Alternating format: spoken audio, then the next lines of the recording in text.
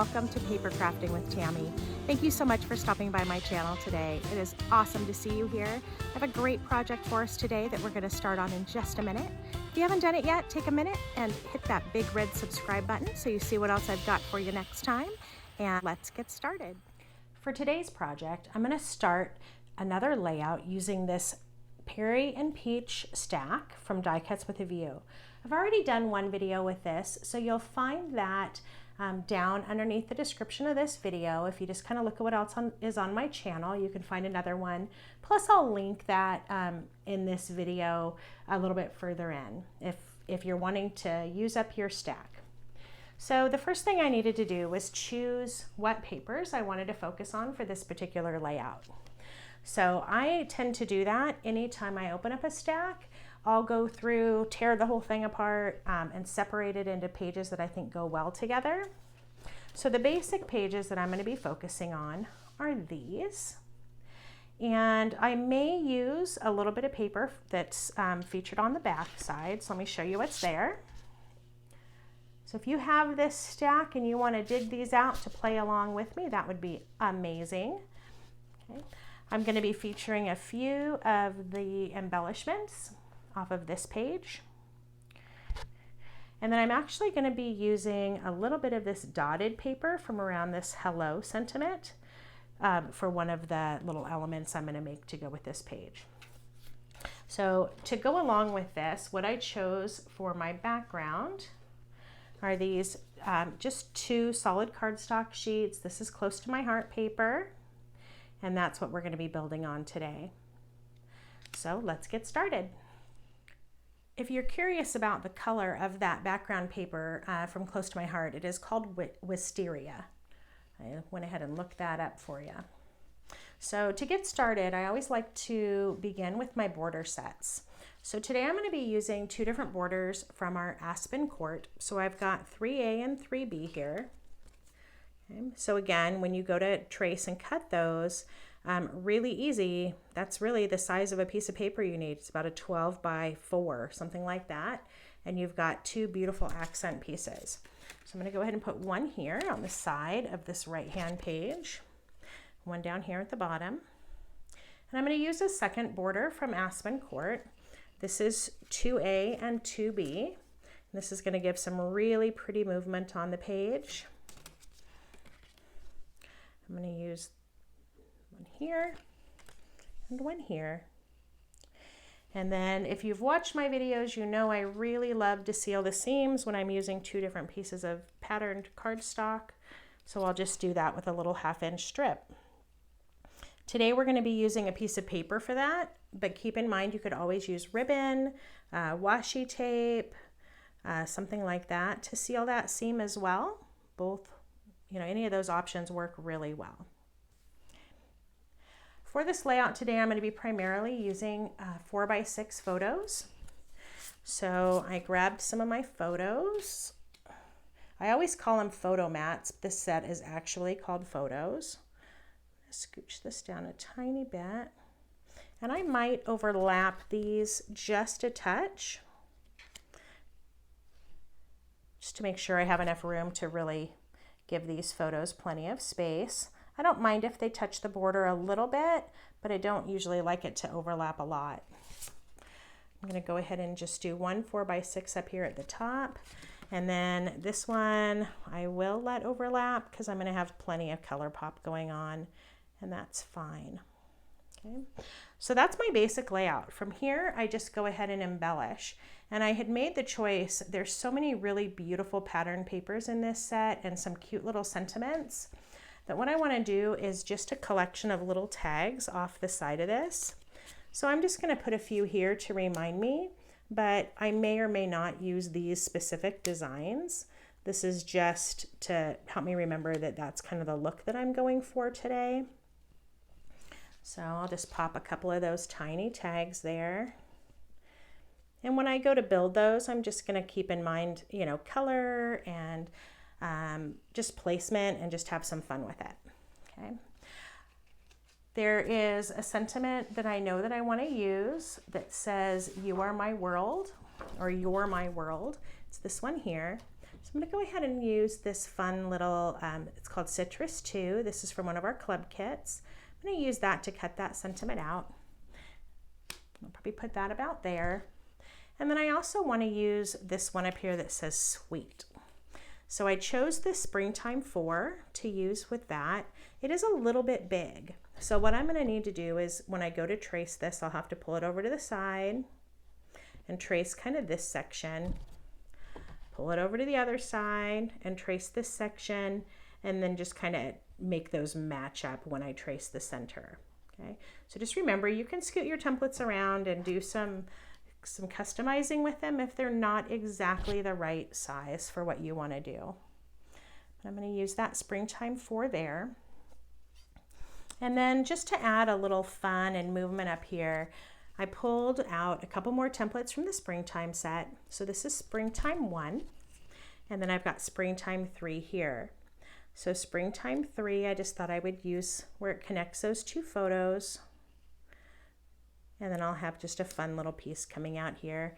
I might stamp something on there, or I may just leave it just as a little color pop with one of those coordinating pieces of cardstock. So that's our basic layout for today. My next job will be to make some color choices and start replacing pieces and getting this put together. So the first thing I want to replace today are the border pieces, because they really provide the pop on the page. They don't get all covered up. It's not like a photo mat that's going to be primarily covered. So I chose this really fun paper to be one of my dominant border pieces because I just think that this is beautiful. It's got lots of the colors that are going to tie everything in. So this is going to cover up that Aspen Court 2A and 2B. So we're going to do one piece on this side and then the other over here. And for the other border piece, I used this really great chevron print that, again, it's got all that great movement and color, and I just think that's gorgeous. So even though both of those are pretty dominant, I think they work pretty well right next to each other. And I will use, again, just more of a plain strip to separate those two patterns. And I chose this purple that matches the background really well. It has a slight design on it.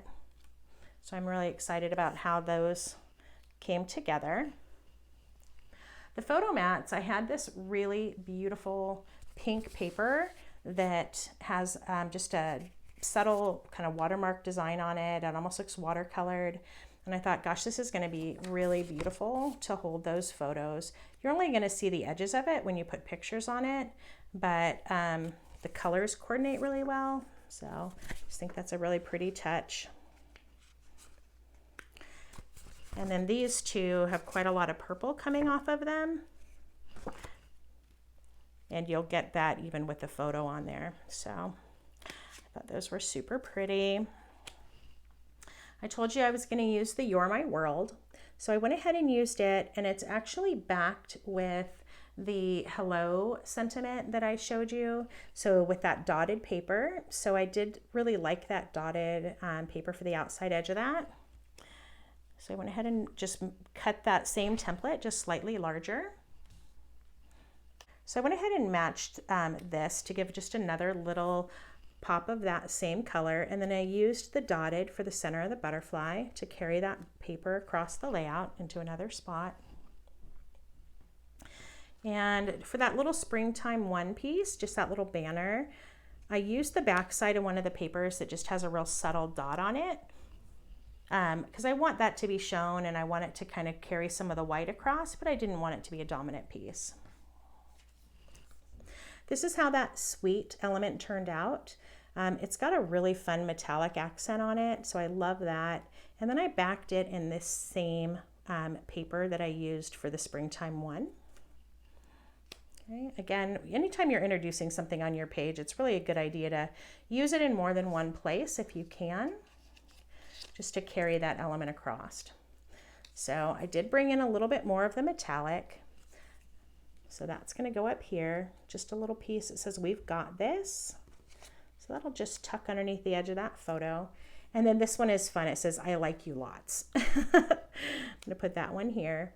And then I've just got some random little tag pieces to plug in. So I'm gonna bring that chevron print across in one more spot. And then this is just another little pink dotted piece. So just play with these, decide how they're gonna go. And then I cut one more just little tiny strip with that dotted paper, just to bring that one more pop of that into the layout. So it's gonna end up being something like this. And I need to go through and attach everything, of course, and get it all secured down. But this is our basic layout for today. Now, I hope that you stayed tuned all the way to this point, because I have a bonus layout for you. I took my scraps that were left from this and I created another second page layout. I really had a lot of beautiful paper left when I was finished. So let me set this aside and I'll show you how that one turned out. So here's the bonus layout that I created from my scraps. I literally threw in 2 pieces of just a white, plain white cardstock. This happens to be Daisy. That's also close to my heart paper. But then I had these tags that were left over from the last page. They were ones that I cut and ended up not using. So that was super quick to create. So this one was tags 4T. This was tags 1T, and I just think I made it a little bit narrower. This was 6T here and 3T here, and I just made it a little bit narrower. So lots of pieces that were already ready to go. Okay.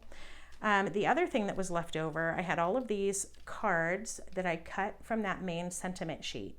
So these striped pieces here are literally other cards that I cut from that sentiment sheet. I just flipped them over and I'm using them as photo mats instead.